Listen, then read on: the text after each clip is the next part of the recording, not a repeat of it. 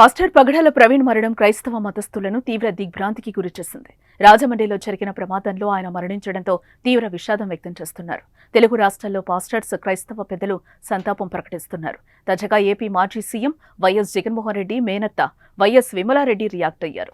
ప్రవీణ్ మరణం చాలా బాధాకరమన్నారు ఆమె. ఏం జరిగిందో దేవుడికే తెలుసని, మన జీవితంలో ఏం జరిగినా దేవుడి అనుమతి లేనిదే ఏం జరగదన్న విషయం ప్రతి ఒక్కరూ తెలుసుకోవాలని అన్నారు.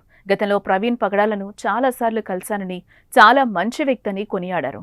యవ్వన వయసులో ఆయన కష్టపడి సంపాదించిన డబ్బులతో ప్రజలకు సేవ చేశారని తెలిపారు. ప్రవీణ్కు విశేషమైన బైబిల్ సంపద ఉందని విమలారెడ్డి స్పష్టం చేశారు.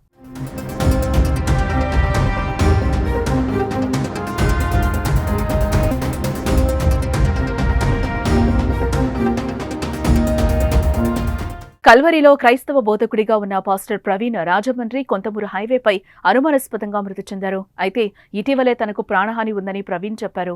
ఈ నేపథ్యంలో ఆయనది హత్య లేక అనుకోని ప్రమాదంలో మృతి చెందారా అనే అనుమానాలైతే తలెత్తాయి. ఆయన మృతదేహాన్ని పోలీసులు రాజమండ్రి ప్రభుత్వ ఆసుపత్రికి తరలించారు. ప్రవీణ్ది హత్యేనని క్రైస్తవ ఆరాధకులు, ప్రవీణ్ బంధువులు ఆరోపిస్తున్నారు. గతంలో ఆయనను బెదిరిస్తూ వచ్చిన వీడియోలను చూపిస్తున్నారు.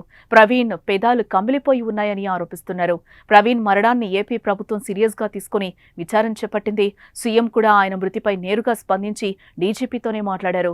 హోంమంత్రి అనిత తూర్పుగోదావరి జిల్లా ఎస్పీకి ఫోన్ చేసి ఆరా తీశారు. ప్రస్తుతం ఈ పగడాల మృతి అంశం ఏపీ, తెలంగాణలో హాట్ టాపిక్ గా మారింది. నిన్న ఉదయం జరిగిన దారుణమైన సంఘటన చాలా బాధాకరము. ఆయన మరణం గురించి ఎలా జరిగింది అనేది సంగతి దేవుడికి తెలుసు.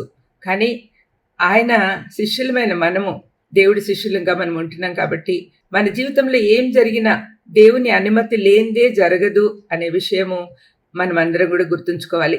Everything is under he's control. The sovereign lord, he knows everything. కాబట్టి మనం అందరం కూడా ధైర్యంగా ఉండి కుటుంబ ఆదరణ కోసం మనం అందరం కూడా ప్రార్థించాలి. వందలాది ప్రవీణ్ లాంటి వాళ్ళు తిరిగి రావాలి అని మనం ప్రార్థన చేద్దాం.